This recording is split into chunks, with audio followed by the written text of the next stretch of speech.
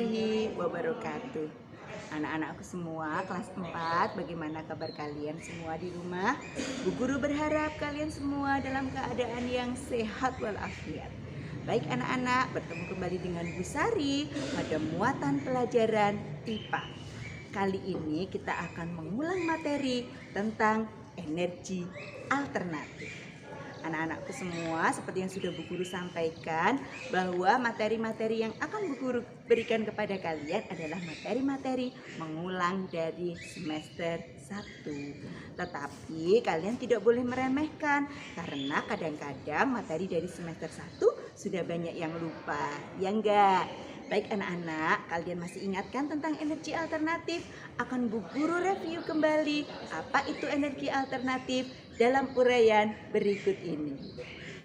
Energi alternatif atau energi terbarukan adalah energi yang berasal dari alam. Energi alternatif kita butuhkan karena bisa digunakan untuk menggantikan energi fosil yang selama ini kita gunakan.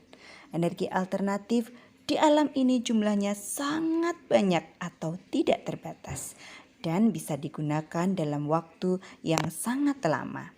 Nah, sumber energi alternatif yang kita kembangkan pada saat ini yaitu matahari, air, angin, dan panas bumi. Nah, anak-anakku semua, kita akan belajar satu persatu tentang energi alternatif. Yang pertama adalah matahari. Matahari adalah sumber energi utama di bumi, merupakan sumber energi panas dan cahaya terbesar bagi bumi kita. Nah, matahari ini kita manfaatkan untuk berbagai keperluan, misalnya untuk memanaskan ruangan, memanaskan air, dan keperluan yang lainnya, termasuk untuk membangkitkan tenaga listrik dengan alat yang kita sebut sebagai panel surya. Nah, selain seperti yang sudah Bu Guru sampaikan tadi, matahari juga bisa digunakan untuk membantu pembentukan vitamin D, yaitu bagi adik-adik bayi, anak-anak kecil, biasanya mereka disuruh berjemur di bawah sinar matahari pada pagi hari, karena itu akan membantu pembentukan vitamin D di tulang kita.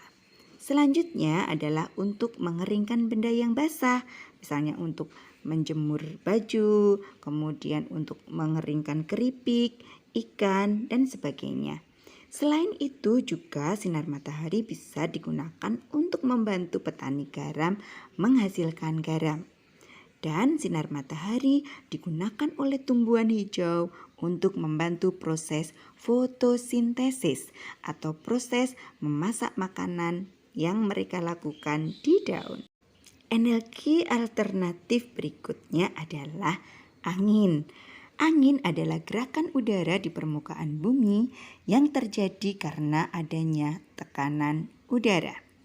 Nah, angin telah dimanfaatkan sejak dulu sebagai sumber energi pada perahu layar dan kincir angin tradisional.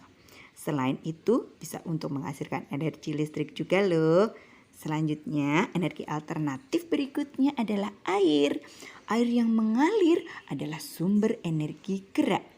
Nah, air yang mengalir ini bisa digunakan sebagai pembangkit tenaga listrik yang kita kenal sebagai PLTA, pembangkit listrik tenaga air.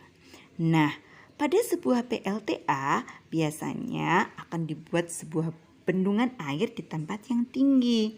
Kemudian air yang ada di bendungan tersebut akan dialirkan ke bawah sehingga air akan mengalir seperti air terjun yang deras. Nah, air yang mengalir inilah yang akan digunakan untuk menggerakkan turbin dan menggerakkan generator sehingga menghasilkan listrik. Selanjutnya adalah energi alternatif panas bumi atau geotermal. Nah, energi panas bumi ini berasal dari bawah permukaan bumi, yaitu dari batuan yang panas di bawah permukaan bumi.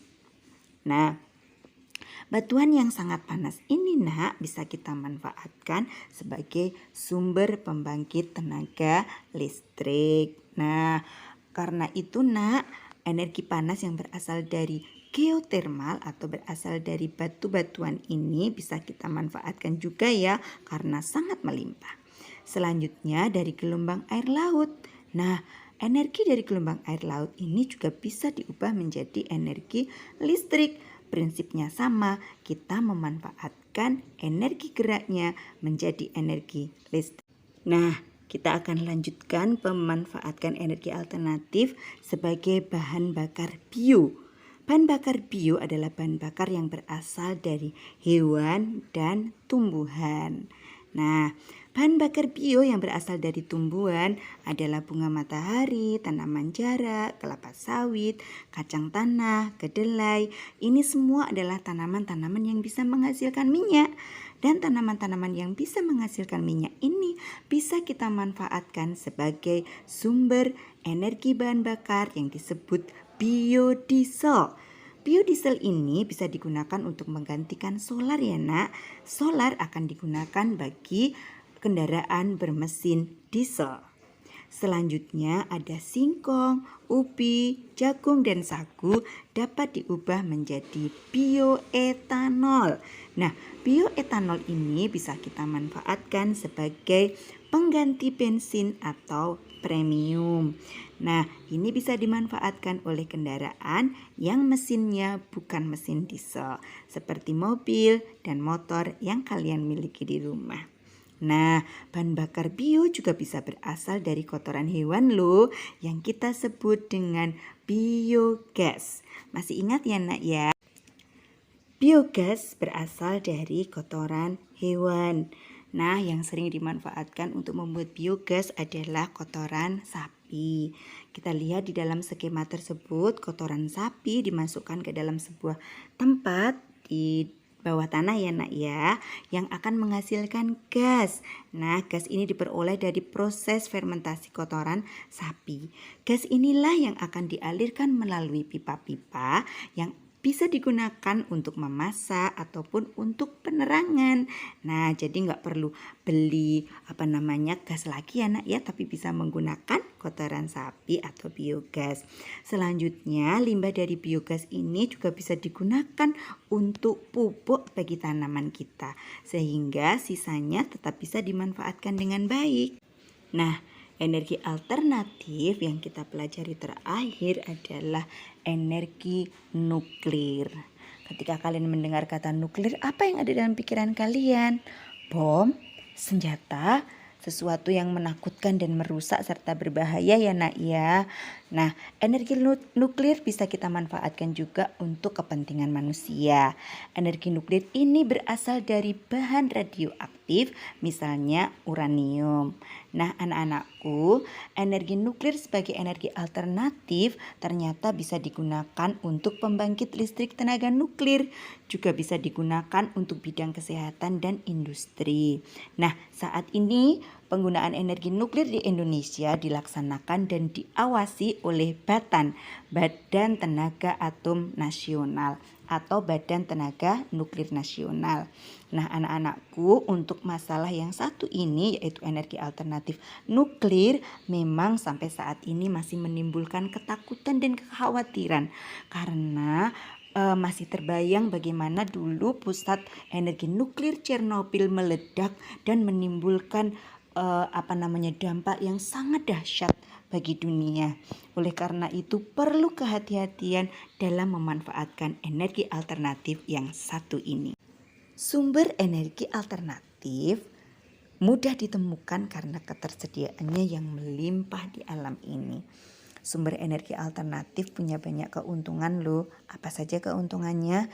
Yang pertama, sumber energi alternatif tidak akan habis karena jumlahnya yang sangat melimpah tadi ya nak. Kemudian energi yang dihasilkan juga sangat besar jika mampu diolah dengan maksimal. Serta energi alternatif tidak mencemari lingkungan atau ramah lingkungan. Tetapi energi alternatif juga punya beberapa kelemahan loh. Apa saja kelemahannya? Yang pertama, membutuhkan biaya yang besar untuk mendapatkannya. Jadi teknologinya masih mahal ya nak. Membutuhkan teknologi dan tenaga ahli dalam pembuatannya. Serta tergantung pada musim, cuaca, dan kondisi geografis. Dan energi ini belum sebaik energi fosil. Nah, anak-anakku semua, bagaimana dengan penjelasan Bu Guru tadi? Bu Guru berharap review dari Bu Sari bisa mengingatkan kembali kalian pada materi tentang energi alternatif. Oke anak-anak, energi alternatif apa saja ya? Masih ingat kalian? Ada energi matahari, ada angin, ada air, ada panas bumi, ada nuklir, dan ada biomasa. Nah, anak-anakku semua, Bu Guru berharap kalian di rumah selalu rajin belajar, jaga ibadahnya, jaga kesehatannya, patuh kepada kedua orang tua, dan jangan lupa kerjakan tugas dari Bapak dan Ibu Guru tepat waktu. Baik anak-anak, demikian pelajaran kita hari ini. Akan kita sambung minggu depan dengan materi yang berbeda. Terima kasih atas segala perhatiannya. Wassalamualaikum warahmatullahi wabarakatuh.